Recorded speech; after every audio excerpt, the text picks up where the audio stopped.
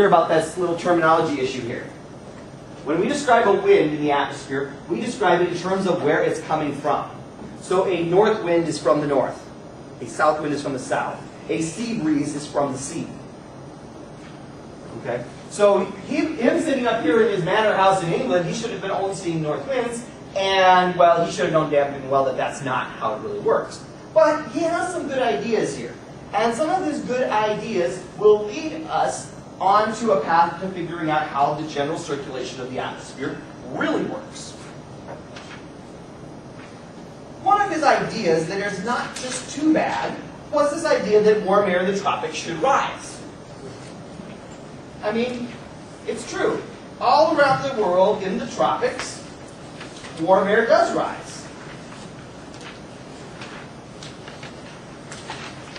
But now, something Hadley did not know, because let's face it was like the 17th century, what we know now, because we're in ATS 113, is that rising motion leads to cooling and condensation and the formation of clouds.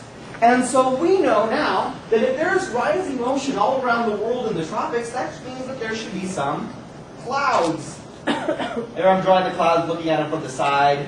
There's some rain falling out of them. Here's some thunderstorms, looking at them from above. There should be this band of clouds all the way around the world in the tropics.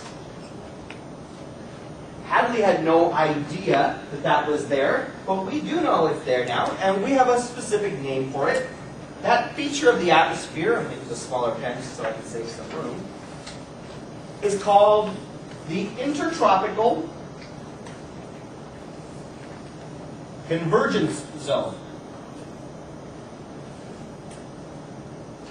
or ITCZ.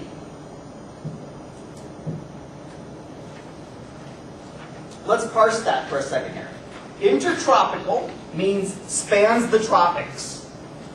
Convergence means air is coming together. We haven't yet talked about any winds yet, although you remember in Hadley's depiction of it, there were these winds coming together at the surface. And zone.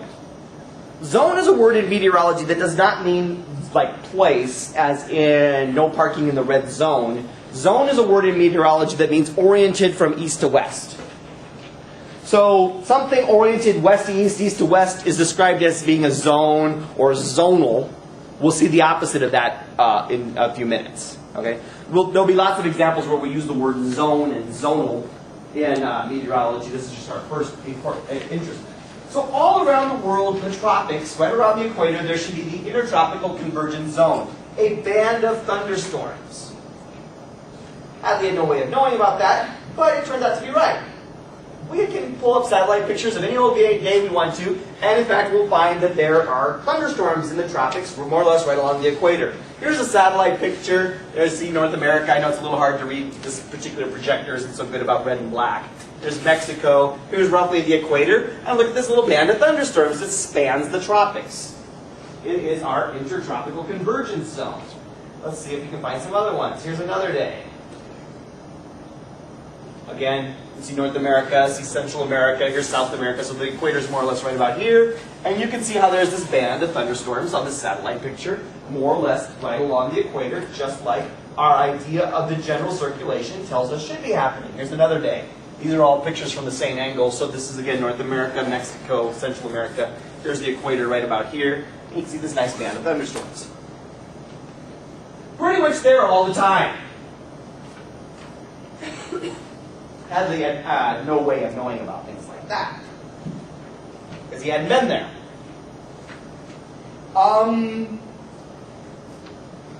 Now, when we talk about Hadley's ideas here, he had this idea that the air rose to, I don't know, the top of the atmosphere.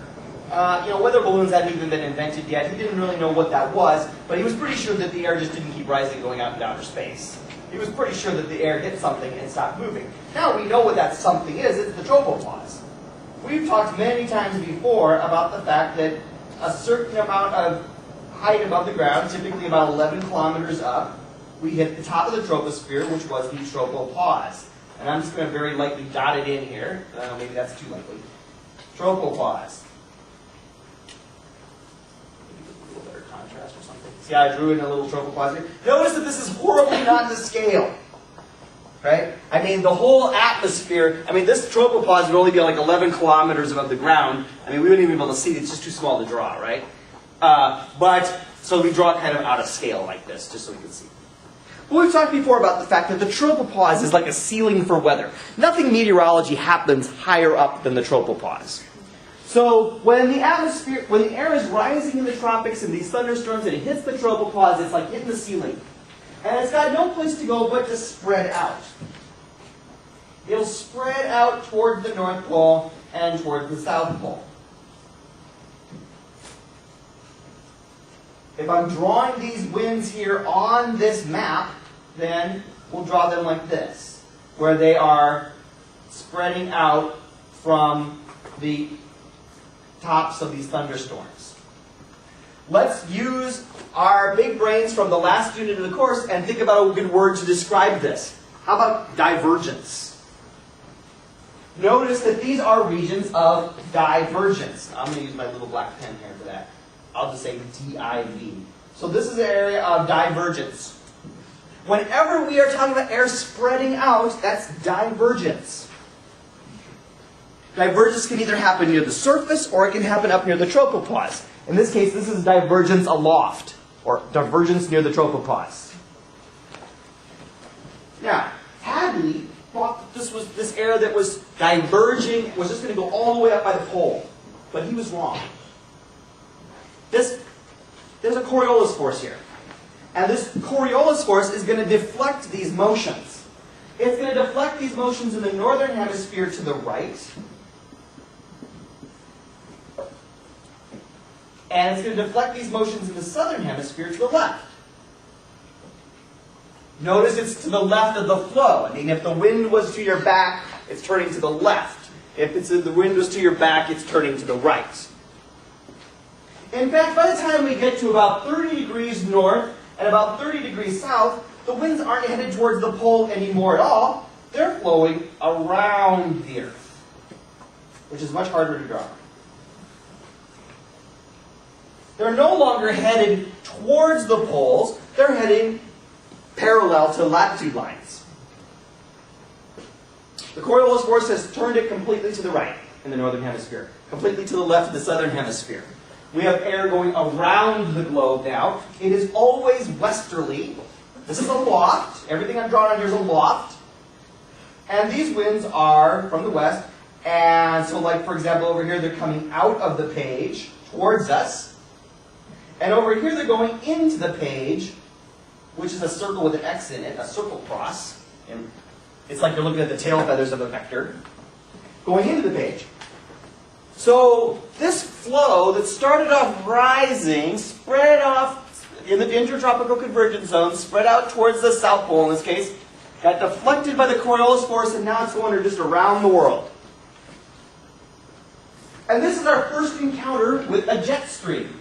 In fact, now we apparently have 2 jet streams on this map. These are the... I'm going to use my smaller pen. These are 2 examples of our subtropical jet streams. Subtropical jet streams, or STJ. This is a definition of sub that means more like not quite. So like we're not quite in the tropics anymore. This is happening about 30 degrees north and about 30 degrees south. And 30 degrees north, 30 degrees south, I mean, we're talking like the latitudes of like Florida. Yeah, well, never mind. Okay. So I mean, 30 degrees north, 30 degrees south is not like tropics like Hawaii is or Central America, okay? I mean, it's not quite the tropics, so we call it the subtropical jet stream. And the subtropical jet stream is westerly. And it is fast. These are the fastest winds on Earth. Oh, what's a good speed for a subtropical jet stream? Certainly something like 200 miles per hour. And air just sort of whistles around the Earth in the subtropical jet stream. What exactly is a jet stream? You know, you'll often hear them described on, corny weather shows like The Weather Break.